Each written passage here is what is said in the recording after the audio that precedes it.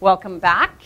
So today we have two special guests, and I really don't need to introduce you guys because you've been here and your faces are well known around our offices. So Gary Mazer. Thank you. And Mario. Damjanovic. Yeah, that's what I was going to say. Damjanovic. Damjanovic. There you go. Yeah. You got it. Ah, thanks. Right. So how was your guys' weekend? Jam-packed. It was busy. My brother got engaged this weekend, so that was an exciting one. So hence the voice is a little raspy. So you were celebrating already? A little bit, yeah. A little bit, yeah. Good. Nice tie, Gary. Oh, That's thank you. very summery. Thank you. Yeah. Yeah, I like it. Good. So how are you guys finding the market these days and with the work that you're doing?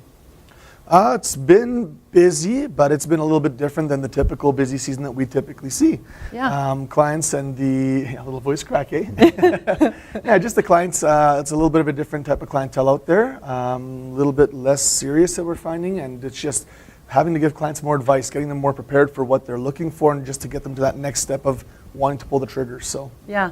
Well, so that's what we want to talk about today, actually, is making sure that your clients, buyers, are prepared in the process.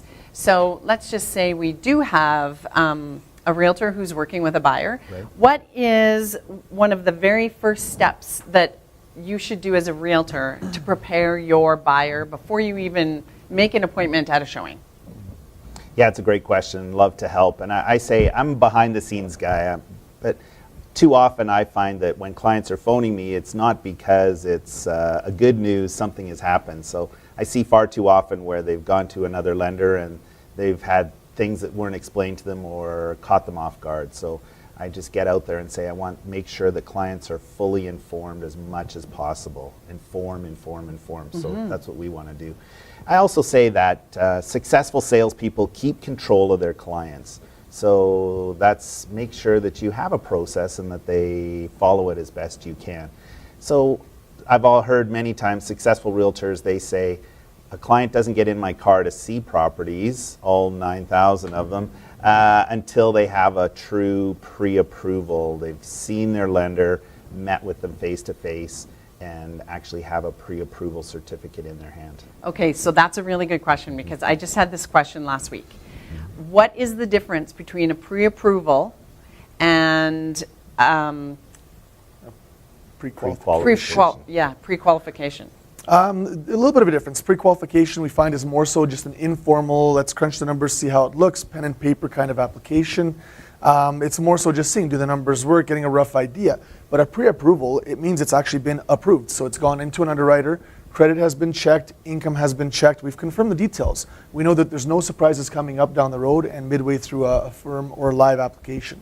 Okay, so I just want to make this clear because it's happened more than once in the last month, I'm sure. That, I've talked to realtors who they've worked with a buyer, they've put in an offer on a place because the realtor asked the buyers, are you pre-approved? And they've said, yes, we're pre-approved for this amount. So then they go and get a house that they like, they put in an offer, it's negotiated, then they submit all of that paperwork to the lender, and the lender says, sorry, you can't qualify for this amount because it was a pre-qualification rather than a pre-approval. Is that right? Yeah, definitely. And a lot of times it is just not confirming some of the details. So it may be a surprise loan that they forgot about on the credit bureau. Maybe they co-signed their brother on something and it's just, oh, we didn't think that counted against us. We're not paying that. Yeah. Well, hang on. Hold the phone. This does count against you as if it's your own debt and your own loan. So how should realtors counsel their clients, their buyers? Well, it's asking good questions. So saying, oh, you're pre-qualified. Okay, who did you meet with? Where did you meet them? How long did it take? Oh, I sent an email to my mortgage provider and they got back to me 30 seconds later with a number. That's going to be a pre-qualification instead of a pre-approval, right? Okay. Which I say, you can do that on the internet. And I was just going to say, you mean that thing that I did on that website? Yeah. Hey, I'm approved for $9 million, Yeah. 900,000. Yeah. Yeah. Okay. So definitely we want a pre-approval. Your lender should be taking those documents, income, down payment, have that up front, not scrambling to say, oh, where's my NOA from last year? 50% of people say, I can't find my NOA. Well, find it now rather than when you're on the clock and you've got we've got 5 days to get financing approved. Exactly, yeah. and I can't find my NOA. So the lender should be taking those documents and be submitting an actual deal to the actual lender underwriter. They should be looking at their credit. Oh, surprise, I forgot about that unpaid cell phone bill or the Student loan, student as in loan. the case of my daughter. Yeah. We didn't forget about or it. But or the cosign debt that they didn't think counted. It Yeah. does. Let's deal with those things, and lots of things we can deal with if there's enough time. If there isn't enough time, there's not much you can do. yeah, okay. And if I can add, even in today's day and age, we have a ton of exceptions coming in as well. People with either recent employment changes, were laid off, now we're contractual, lots of different changes, newly self-employed. So I mean, those things all need to be brought up front to an underwriter. Get the exceptions, make sure that the banks or that the lenders are okay with that before going and submitting the live deal. Because what if it's, oh, I'm self-employed making this much, but it's only been 3 months? Yeah. That could be a potential issue, right? Right. Yeah. Okay. So could I ask, and you guys, we were supposed to go with the script here sort of thing. We're with the- okay. but this question came up. So let's just say that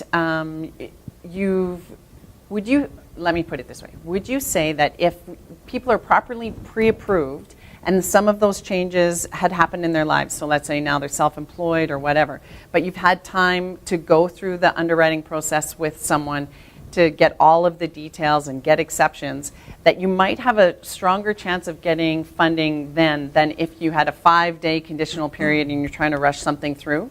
Oh, definitely. It's a deal killer when it's 5 days and now we're trying to fight the exceptions. Yeah. We've had deals that have taken a week or two because it has to go to 5 different levels to get approvals and to get the exceptions. I mean, Gary's pulled miracles for me this year on a couple of deals, and it's deals that are just very outside the box, but they're good clients. So when it's a really good client like that, we're going to fight to do whatever we can to get an approval in place. But when you've got time, when we have it's time, easier. it's much easier. That's Okay. right. Yeah. Okay. So we talked about, we often think that the pre-approval can be done online, but you just said, no, don't do Well, that. it's step 1 out of 20 or 30 steps, Okay. definitely. So make the next step, contact a mortgage broker Right. or a specific lender. Specialist, yeah. Yeah, a specialist, and get that pre-approval. Now, what exactly is a pre-approval? And if I was the realtor and I'm working with a buyer, what should I be asking the client for? Well, and that's a good question. It's a little bit, in for a penny, in for a pound. I say if you make the introduction to a lender or a mortgage specialist that you work with and have a history with, then really you're just trying to make that introduction and say, okay, they'll ask you for the list of documents that you need. Because we found before, well, we need this. The realtor told me I didn't need that. Well, okay, that's probably not what was said, but it makes it difficult. So we say, hey, just deliver them to a trusted mortgage specialist or lender and let them make sure that everything is supplied in advance. Okay. So as a realtor, would you say that I could ask my buyer, if you're pre-approved, then do you have a pre-approval letter or a certificate? So can I ask that? Yeah, no, definitely. It's I think the number one step. Well, besides obviously meeting with the rep, but definitely, I think every realtor should be looking for this, especially with buyer clients.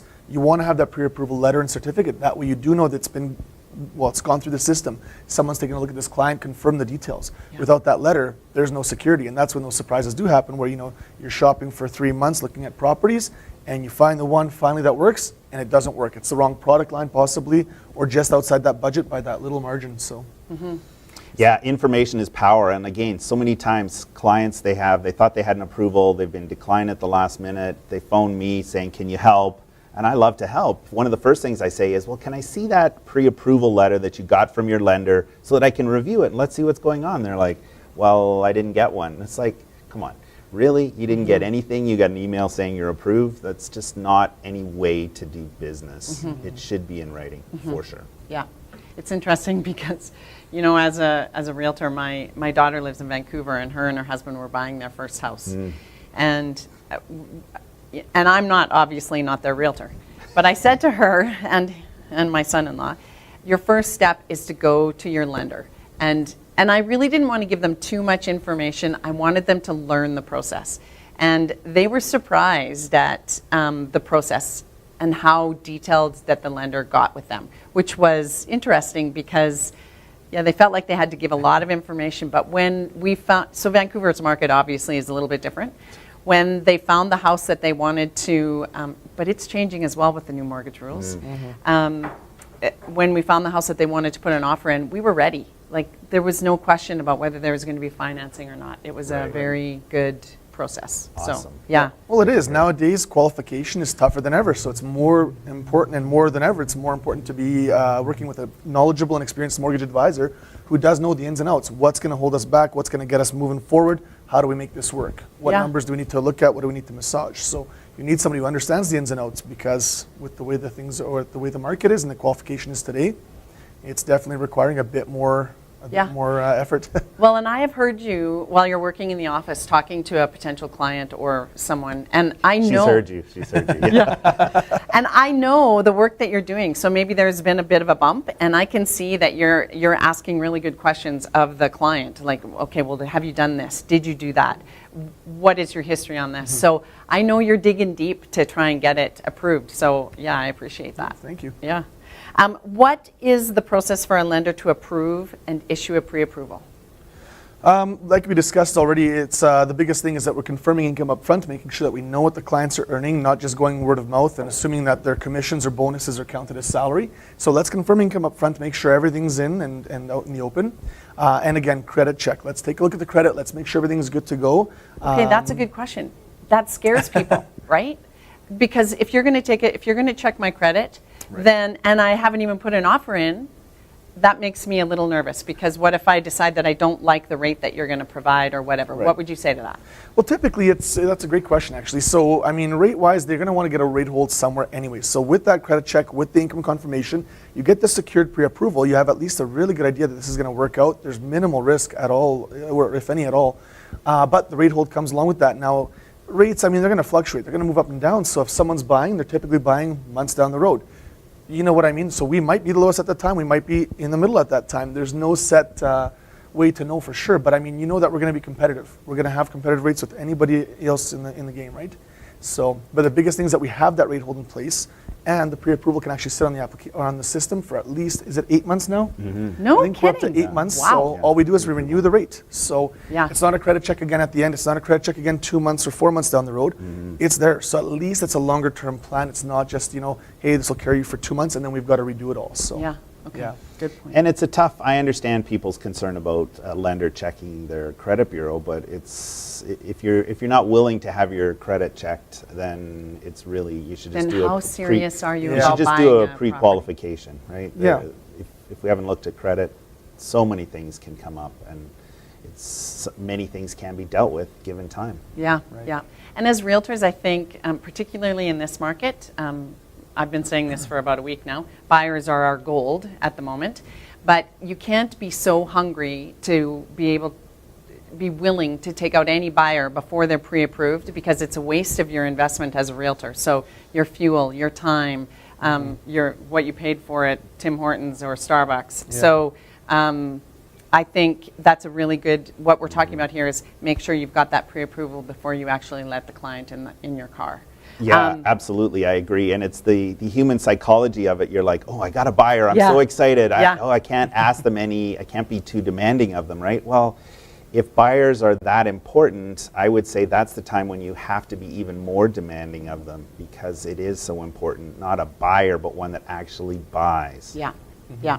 And I think we underestimate the value of what we're doing for buyers, because if you ask buyers the right questions and you say, do you have a pre-approval, and you dig a little bit deeper and find out that, and ask them the right questions to find out if they actually have a pre-approval or a pre-qualification, it gives the realtor more validity as well. Then your buyer actually thinks, oh, they know what they're talking about, they've got some experience, I am willing to work with them.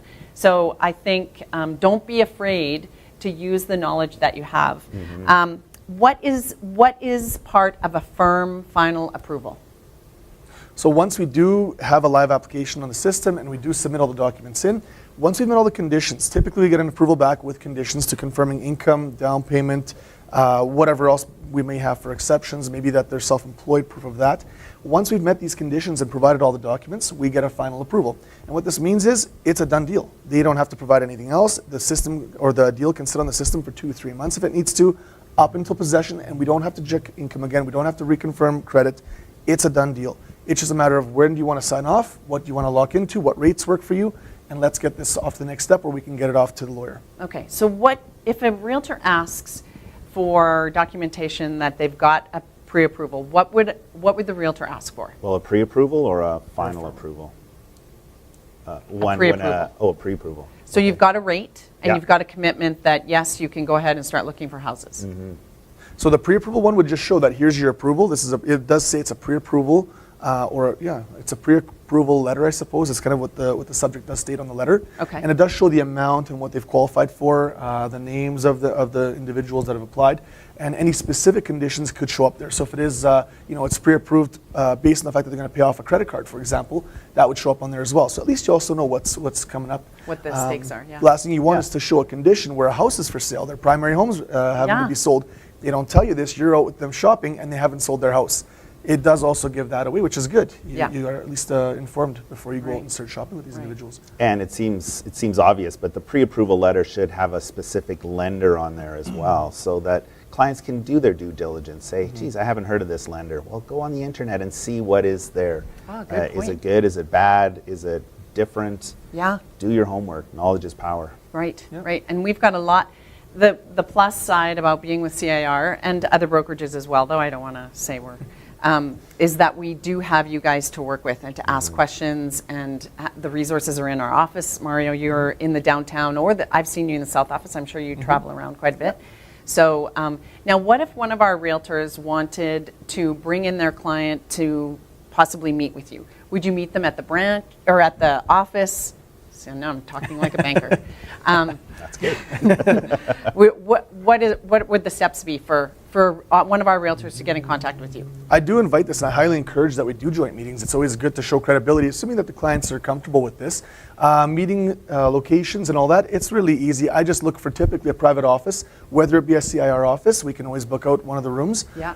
or whether it be a TD branch. We've got 30, 40 branches in the city, so we can really meet anywhere in the city. And with being a mortgage specialist with TD, we can book out an office anywhere. So it's an easy setup. It's just finding the location that's comfortable for the clients and going from there. Convenient, okay. Yeah. Okay. I just say somewhere private. Starbucks is a great place to have a chat, but not do a credit application. And the number of times Seriously. I've gone to a Starbucks and people have their private information, their taxes and their investment statements on the table next to me. And I Getting away go, slides I don't under. want to see that. Like, what is going on here? Yeah. It's crazy. Yeah, good point, good point. Last question. Yeah. Who should a realtor direct their client to if we are aware there may be challenges with their application? Well, and the key there we're talking about is saying you want to have a lender that can look at the obstacles and see if there's something that can be done. Say, for example, somebody has good income and they have the down payment, but they've got too many monthly obligations. Then that lender should be able to look and say, okay, can we do a debt consolidation so that we reduce their monthly obligations and make those ratios work? So examples like that. So I think that's what I was Yeah. listening to Mario counsel Yeah. that day. Absolutely. Where is the money? Do we have access to wire, the documents for the wires for money coming in from overseas? Obviously, that's a huge part of our market, and you need to know those types of things, and the lender wants documentation. If you're not familiar and don't have access to that, then it's going to be difficult. Okay. So what do you see as the biggest challenges right now in our market from the lender's perspective? And is there anything that you could give advice on for our realtors? Other than the pre-approval, is there anything else you would counsel us to do? I think just you want to work with somebody who's trusted, who knows their stuff, who's been in the business for a while, has experience to work with the clients and to make it work. The biggest challenge we're seeing, that at least I've been seeing, a lot of the applicants and the clients that are coming in to get pre-approved, they're not qualifying for what they want. They qualify, just not at the level that they want to. So I think it's just coaching and kind of reconfirming that they may not qualify at this product line, but we can still approve it at this product line. A different price point possibly, and just showing that this is the new reality. This is where we're at today. Doesn't mean you can't be a homeowner, but it just means we've got to do it a different way for now. Right. And Okay. I would say set expectations on timelines. Hey, it would be great to move into a house July 1st, but if you can't, let's set a better expectation and say this may take some time. Debt consolidation. Yeah. Maybe you need to get a RSP loan and get money in your RSP so you can do a RSP home buyer withdrawal. Money has to come in from overseas. So just set that expectation that it may not be now, but let's work towards a time, whether it's 3 months from now or 12 months from now. Let's get you to a point where you can be a homeowner. Right. So I think what I'm hearing you say, and correct me if I'm wrong, if one of our realtors has a buyer, and the first thing they should say is, have you spoken with your lender? Yeah. And if you haven't, we should set up an appointment with our TD rep, because we have experience that they will work with you to get to your goal. So, you know what, if you, like you said, if we need to do some massaging of their finances, we can do that. But sometimes it takes time. So there's no sense going and setting expectations of specific properties when we're not ready to put in an offer yet anyway. Right. Absolutely. You show them $600,000 houses and then they can only afford a $450,000 house, they're going to be disappointed. The other thing I say is second opinion. They say, oh, I'm good, I've got a pre-approval. Okay, well, have you had a second opinion? No one who goes out and buys a $1,000 TV without looking at Visions and Best Buy, but they're not going to get a second opinion on a mortgage. Yeah. Well, especially if they don't have a pre-approval certificate in hand already. If it's not a pre-approval and it's in their hands, it isn't really worth what it's written on otherwise. So, Yeah. yes. And there's lots of opportunities. We're doing a ton of rentals, which are very difficult in the Canadian market these days. What do you mean you're doing a ton of rentals? Well, we For investors. finance a lot of people that want to buy a rental property for sure. Where Good. a lot of clients are hearing that, oh, you know, you can't finance a rental these days, or it's extremely difficult. It is difficult, but we're still getting a lot done. Okay. Non-resident, new to Canada, purchase plus improvement. There's a lot of things out there that can help a client and help realtors make sales for sure. So Okay. let's talk about strategies there. Okay. Okay, that sounds great. Well, thank you guys for coming in early you. on a Monday you, morning. Audra. I guess Always this a isn't pleasure. banker's hours, but No, we don't work banker's hours. okay. Well, thank you for coming in, and Thanks, we'll Audra. see you around Thanks, the David. office. And yeah, Always. thank you for your help. Okay. Anytime. Have That's a what we're great day, here for. everybody. Okay.